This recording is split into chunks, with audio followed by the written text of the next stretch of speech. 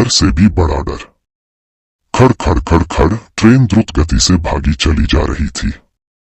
संध्या काल का समय था। तेज बारिश और बीच बीच में बिजली की चमक वातानुकूलित कोच की खिड़कियों से अपनी उपस्थिति दर्ज करा रही थी। केबिन का एकांत और यह भयावह मौसम मुझ जैसे डरपोक आदमी को और डरा रहा था।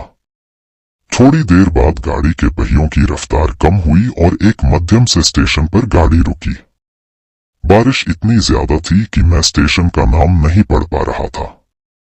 मैं अपने केबिन में अकेला था और इस उधेड़ बुन में था कि कोई सहयात्री आए जिससे वार्तालाप करते करते आगे का रास्ता आसानी से काटा जा सके और एक अंदरूनी भय जो मेरे अंदर जागृत हो चुका है उससे मुझे निजात मिल सके। तभी किसी ने केबिन का दरवाजा खटखटाया और एक शांत सा दिखने वाला व्यक्ति केबिन में दाखिल हुआ। अपना सामान आदि व्यवस्थित करने के बाद वो मेरी तरफ देखकर मुस्कुराया और मेरी तरफ हाथ आगे बढ़कर उसने अपना परिचय दिया। मैं मिस्टर घोष। वो बोला, मैं कोलकाता जा रहा हूँ पुनर्जन्म से संबंधित एक कार्यशाला में भाग लेने के लिए। मैंने उसे बताया कि मैं कानपुर में व्याख्याता के पद पर हूँ और पटना जा रहा हूँ।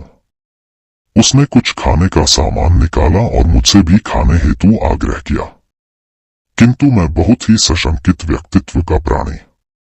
ट्रेन में किसी अजनबी के द्वारा दिए गए खाने को लेना असंभव था मेरे लिए। मैंने बहुत विनम्रता से उसके आग्रह को ठुकराया। वो भी कम उस्ताद नहीं था, कसकर हंसा और बोला, संशय कर रहे हैं मेरे ऊपर? अभी तो कुछ नहीं, देखिए आगे क्या क्या होता है। उसके यह शब्द सुनकर मुझे सांप सूंघ गया, किंतु मैंने किसी तरह अपनी घबराहट को छिपाया। कोई स्टेशन आने पर वो उतरता और ट्रेन चलने के बाद किसी दूसरे कंपार्टमेंट से चढ़कर फिर आ जाता। पूछने पर बोलता कि बीच बीच में रेलवे की नौकरी भी कर लेता हूँ। थोड़ी देर बाद मैं और वह विभिन्न विषयों पर चर्चा करने लगे। उसने पुनर्जन्म से संबंधित बातें प्रारंभ की और पुनर्जन्म को अंधविश्वास बताया। थोड़ी देर बाद उसने मुझसे पूछा कि क्या आप भूत प्रेत पर विश्वास करते हैं? मैंने कहा बिल्कुल। वो जोर से हंसा और बोला, यह सब बकवास है। मुझे भूतों पर विश्वास था, किंतु वो भूतों के अस्तित्व को नकारता रहा। रात अपने यौवन पर पहुंच चुकी थी। चर्चा उपरांत मैं वातानुकूलित प्रथम श्रेणी के कक्ष में सोने का प्रयास कर रहा था। अचानक मुझे ऐसा अनुभव हुआ कि कोई मेरे गले पर गर्म अंगार रख रहा है। मैं हड़बड़ाकर उठा, कहीं कोई नहीं। मेरे अलावा उस कक्ष में मेरा वही सहयात्री था जो सामने की बर्थ पर लेटा घोड़े बेंचकर सो रहा था। मैं फिर सोने का प्रयास करने लगा। अभी आंख लगी ही थी कि मुझे अपने पेट पर बहुत तेज दबाव और हंसने की तेज आवाज सुनाई दी। मैं घबराकर उठा तो देखा कि सहयात्री बर्थ पर नहीं था। लगभग 1-2 मिनट बाद वो आया और बोला, जनाब सोए नहीं। मैंने अपनी घबराहट रोकते हुए उससे कहा, अभी नींद नहीं आ रही, और मैंने अपने बैग से एक मैगजीन निकाली और पढ़ने का नाटक करने लगा।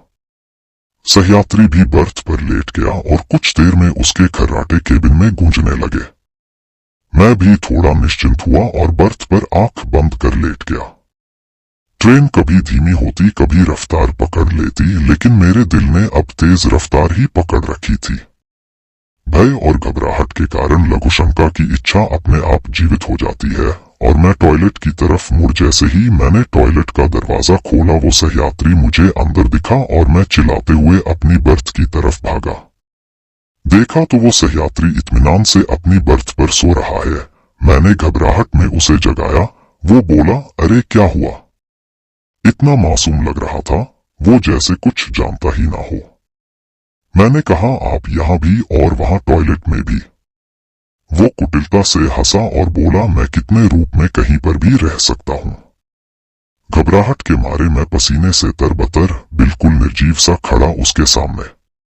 वो बोला, तुम्हें भूतों पर विश्वास था ना? तुम्हें तुम्हारे विश्वास का प्रमाण देना था। तुम्हारे जैसे लोगों के कारण ही हम भूत पिशाच लोगों का अस्तित्व है। इतना कहकर वो मेरी आंखों के सामने से अचानक गायब हो गया। मैं डर के मारे अवाक और निर्जीव सा अपनी बर्थ पर बैठा था।